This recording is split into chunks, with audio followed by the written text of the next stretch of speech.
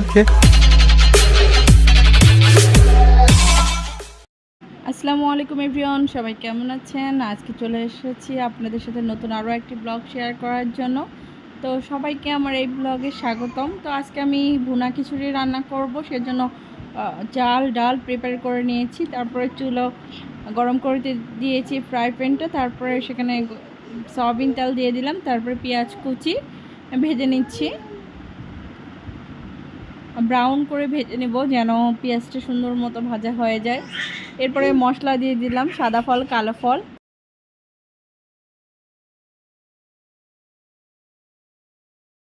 এরপর দিয়ে দেব তেজপাতা,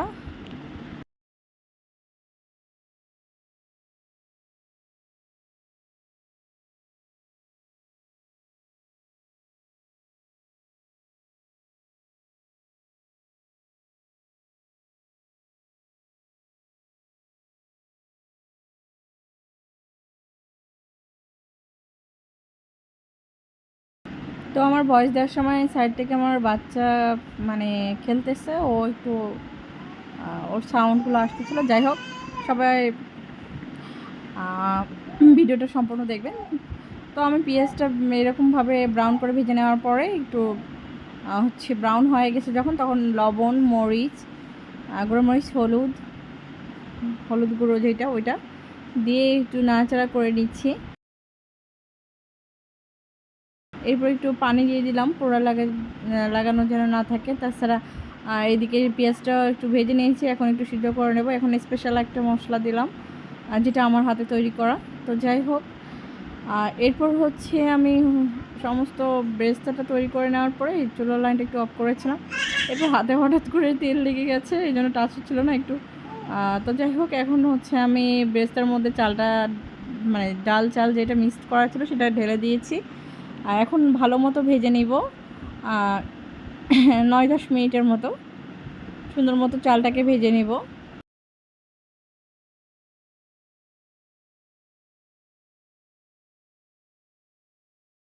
একটু রেখে আবার ভেজে নিচ্ছি, আবার রাখতেছি, একটু ভেজে নিচ্ছি, এভাবে করে 9-10 মিনিট করে ভেজে নিয়েছি।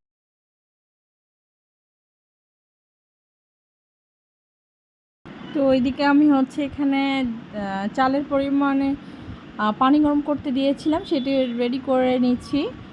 আর এইদিকে আমি চালটা ভেজে নিচ্ছি যেন প্রপারলি ভেজে নেওয়া হয়, পারফেক্টভাবে যেন বোনা খিচুড়িটা রান্না হয়, সেজন্য আমি ভালো মতো করে 9-10 মিনিট ভেজে নিচ্ছি।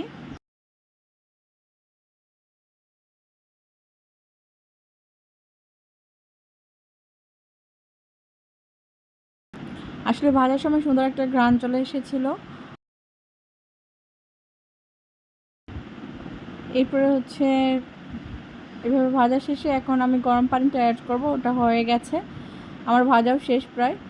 এখন আমি গরম পানিটা অ্যাড করতেছি, এটা আমি পরিমাণ অনুযায়ী দিয়েছিলাম গরম করার জন্য। চালের পরিমাণ, চাল ডালের পরিমাণ সহ যেটা হয় পানি, ওইটা দিয়েছি। তো যাই হোক, এখন গরম পানি দেওয়ার ফলে এখানে বলক এসে গেছে।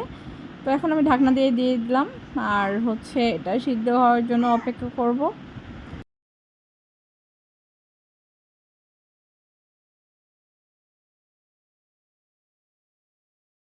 তো আমার রান্না প্রায় শেষ, মাঝখানের ক্লিপগুলো কেটে দিয়েছি। আর যাই হোক, এখন প্রিপেয়ার হয়ে গেছে আমার ভুনা খিচুড়ি। তো এখন আমি হচ্ছে রসুন ভর্তা করব, এই জন্য ফ্রাই প্যান দিয়ে নিয়েছি। এখন হচ্ছে ফ্রাই প্যানটা গরম করার পরে এখানে রসুন আমি খোসা ছাড়িয়ে নিয়েছি, এখানে 5টা রসুনের মতো নিয়েছি।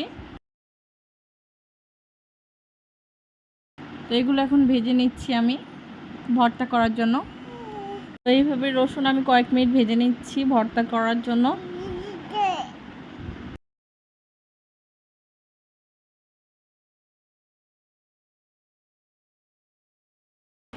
তো রসুনটা ভাজা শেষ, এখন আমি ভর্তার জন্য প্রিপেয়ার করে নিয়েছি। এদিকে আমি আলু সিদ্ধ করতে দিয়েছি, আলু ভর্তা করার জন্য প্রেসার কুকারে দিয়ে দিচ্ছি, তাড়াতাড়ি হয়ে যাবে সেই জন্য।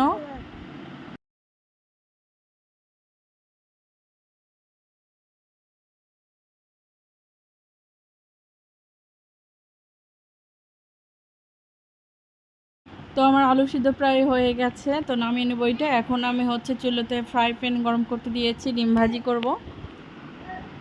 মেনলি আজকে আমার হচ্ছে ভুনা খিচুড়িটা, ভর্তা, ডিম ভাজি এগুলোতে খাওয়ার ইচ্ছে ছিল, তাই এগুলো করতেছি। তো যাই হোক, আমি তেল দিয়ে দিলাম। তেল গরম হওয়ার সাথে সাথে আমি এখানে হচ্ছে ডিমটা ভাজি করার জন্য ছেড়ে দিয়েছি। তো সুন্দর মতো ডিমটা সাইজ করে দিচ্ছিলাম, আর উপর থেকে তেল দিয়ে দিচ্ছিলাম যেন ভালো মতো ভাজাটা হয়ে যায়। তো এখন আমি উল্টাই দিব।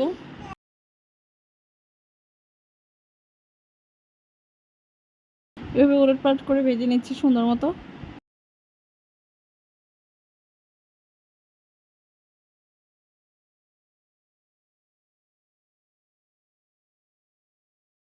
আমার ডিম ভাজি প্রায় শেষ, এখন উঠানোর পালা, এখন উঠিয়ে নিচ্ছি।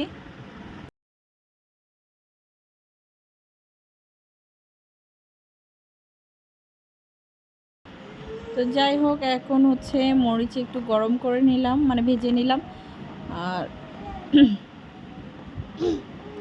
ভর্তা করার জন্য শুকনো মরিচ নিয়েছিলাম। তো ভর্তার ক্লিপটি নেওয়া হয়নি, খুব তাড়াহুড়োর মধ্যে ভর্তাগুলো করেছি। তো যাই হোক, এই আলু ভর্তা, বাদাম ভর্তা করেছি এর মধ্যে, আর হচ্ছে রসুন ভর্তা, দেন হচ্ছে পেঁয়াজ মরিচের ভর্তা, আর শসা, আর ভুনা খিচুড়ি। হ্যাঁ, তো এইগুলো মানে আমি প্রিপেয়ার করেছি খাওয়ার জন্য আজকে ভুনা খিচুড়িতে।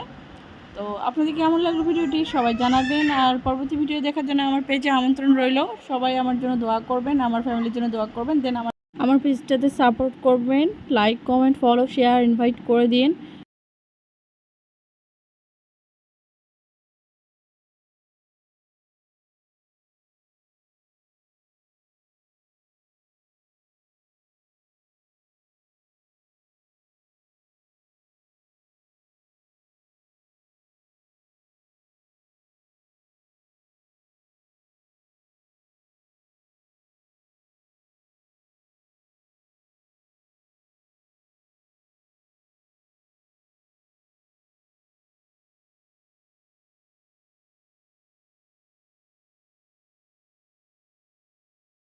আমার পেজের মধ্যে ভালো ভালো ব্লগ শেয়ার করতে পারি আপনাদের সঙ্গে। তো সবাই ভালো থাকবেন, সুস্থ থাকবেন এবং আমাদের জন্য দোয়া করবেন। আর সম্পূর্ণ ব্লগটি দেখার জন্য আপনাদের সবাইকে অসংখ্য অসংখ্য ধন্যবাদ। তো পেজের সকল ভিডিওগুলো দেখার জন্য অনুরোধ রইল, সবাই সাপোর্ট করবেন। আজকে এই পর্যন্ত আমার ভিডিওটি, সবাই ভালো থাকবেন। আল্লাহ হাফেজ।